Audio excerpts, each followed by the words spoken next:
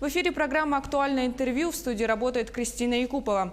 В 2017-2018 годах произошли кардинальные изменения в системе долевого строительства. Введены дополнительные требования для застройщиков, создан фонд защиты прав граждан, участников долевого строительства. Вводится применение эскроу-счетов банков. Что это за институты, как все это работает и будет работать в дальнейшем, действительно ли удастся искоренить проблему обманутых дольщиков, что важно знать, если планируешь вложиться в строительство жилья.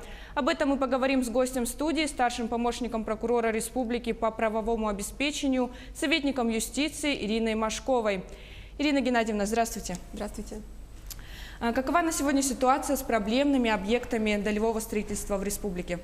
Для начала можно сказать о том, что в целом в республике на начало текущего года у нас было 65 застройщиков и около 111 объектов долевого строительства. На начало 2017 года в числе проблемных числилось 18 объектов. В 2017 году из этого списка в результате мер прокурорского реагирования и в результате межведомственного взаимодействия были исключены 9. 7 из которых в результате ввода в эксплуатацию. И в 2018 году были исключены еще 3.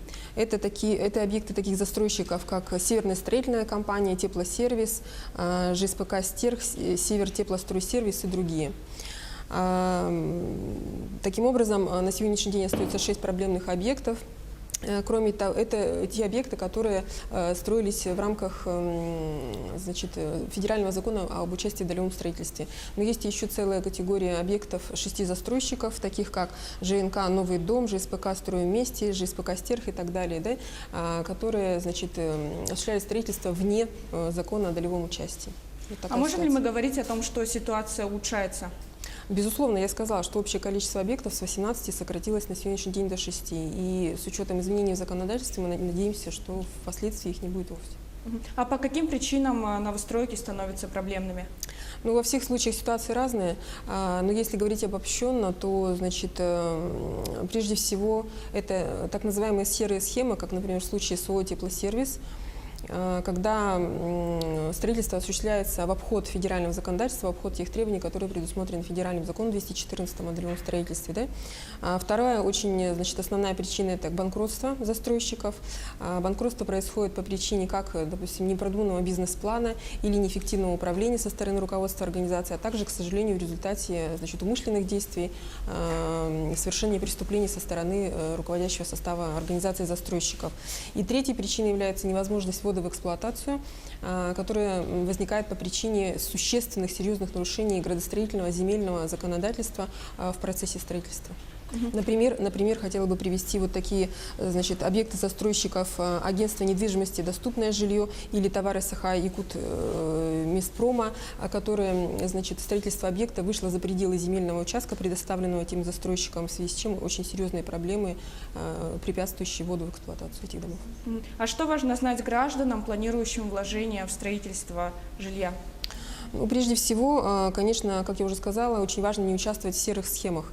Какие-либо гарантии возврата денежных средств предоставляет только исключительно федеральный закон 214 об участии в долевом строительстве.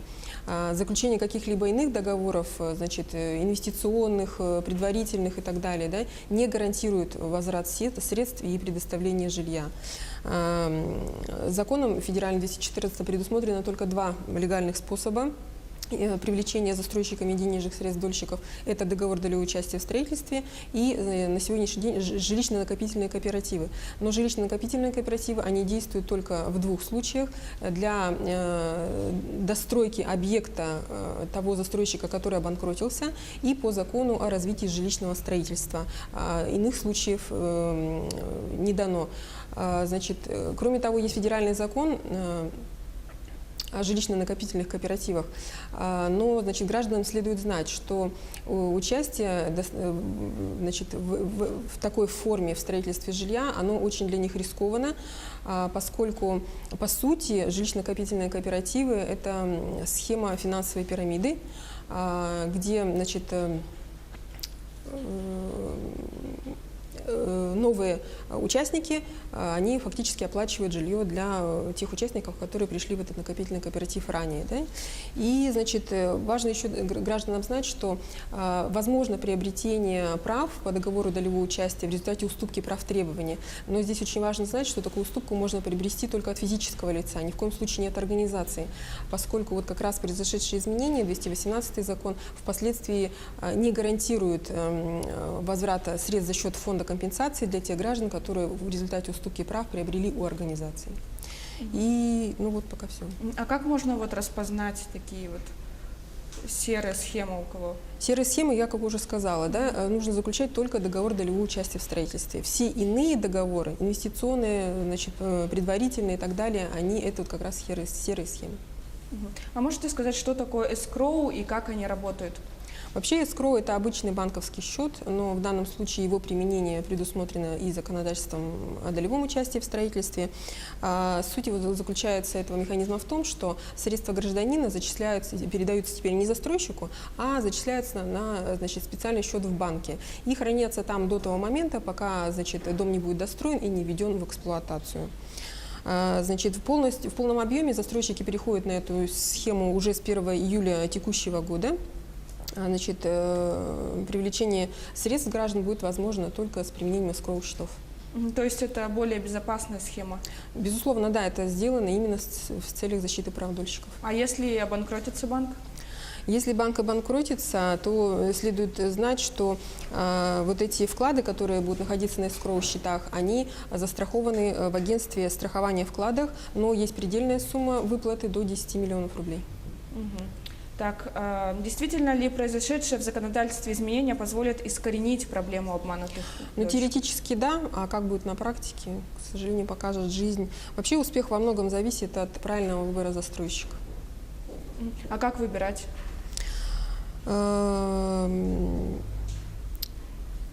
Очень важно знать, что застройщиком может быть прежде всего только юридическое лицо, то есть ни в коем случае не индивидуальный предприниматель и не какой-либо гражданин. Это юридическое лицо, значит, должно иметь земельный участок с целевым назначением под многоквартирный жилой дом и никакое иное целевое назначение. Права на этот земельный участок данного застройщика, это может быть либо право собственности, либо право аренды, субаренды. В обязательном порядке оно должно быть зарегистрировано в органах Росреестра. Застройщик вправе привлекать денежные средства исключительно только по 214 федеральному закону, то есть только в том порядке, который предусмотрен этим законом, и привлекать средства для строительства только на том земельном участке, который у него имеется. Кроме того, в обязательном порядке уже должно быть к этому времени получено разрешение на строительство. Если такое разрешение получено после 1 июля 2018 года, то, значит, есть дополнительные требования. Застройщик может быть только хозяйственное общество, никакая другая организационно-правовая форма. И он должен иметь опыт в строительстве не менее 3 лет и с вводом в эксплуатацию не менее 5000 квадратных метров на основании разрешения на строительство. И, кроме того, он должен иметь специальное наименование «специализированный застройщик». А с какой целью застройщик вносит взносы в компенсационный фонд? 214 закон, взносы в компенсационный фонд. Значит, компенсационный фонд, он создан с целью гарантировать права дольщиков. Взносы в такой фонд вносят не все застройщики, значит, а только те, которые получили разрешение на строительство, ну, так скажем, стартовали, да, стали регистрировать договоры после 20 октября 2017 года, они вносят средства в этот фонд с целью гарантировать, значит, права своих дольщиков. Да. В случае банкротства застройщика этот компенсационный фонд, значит, возвращает средства дольщику. А где граждане могут получить информацию и документы застройщика? Вообще бухгалтерские и учредительные документы застройщик обязан предоставлять любому лицу, которое к нему обращается. Что касается, значит, перечисленных мною документов, разрешений на строительство, проектной документации и так далее, да, все они, значит, на сегодняшний день в обязательном порядке подлежат раскрытию со стороны застройщика. Да. Раскрытие – это обеспечение свободного доступа к этим документам в информационной системе жилищного строительства, которая размещена на сайте в интернете «Наш дом РФ». А на что необходимо в первую очередь обратить внимание при заключении договора об участии в долевом строительстве? Но прежде всего договор долевого участия в строительстве подлежит обязательной государственной регистрации. Без этой регистрации он недействительный. То есть вот это дольщики все должны знать. Далее, значит, есть понятие обязательных условий этого договора, да, без которых он не считается заключенным. Это такие условия, которые определяют предмет, то есть то имущество, которое подлежит передаче, да, значит, срок, в течение которого это жилое помещение должно быть передано, цена договора, гарантийный срок, очень важно, способы обеспечения исполнения обязательств и информация о строительстве. И в случае, если за счет средств дольщика строятся объекты какие-то социальной инфраструктуры, да, то это тоже обязательное условие. Если впоследствии, значит, применяется счет эскроу, это тоже является обязательным условием. В договоре должно быть прописано, что дольщик вносит средства именно на счет в банке, в уполномоченном банке. Значит, также граждане должны знать, что оплата денежных средств по договору долевого участия возможна только после его регистрации, ни в коем случае не до. И, значит, очень важно знать, что если кто-то в договоре действует по доверенности, очень важно проверять его полномочия. То есть уполномочено лицо на заключение этого договора или нет. Иначе впоследствии организация может отказаться, сказать, что лицо заключило договор не будучи уполномоченным от имени застройщика. И очень важно знать, что на, значит, эти договоры распространяется законодательство о защите прав потребителей со всеми теми гарантиями, которые предусмотрены законодательством о защите прав потребителей.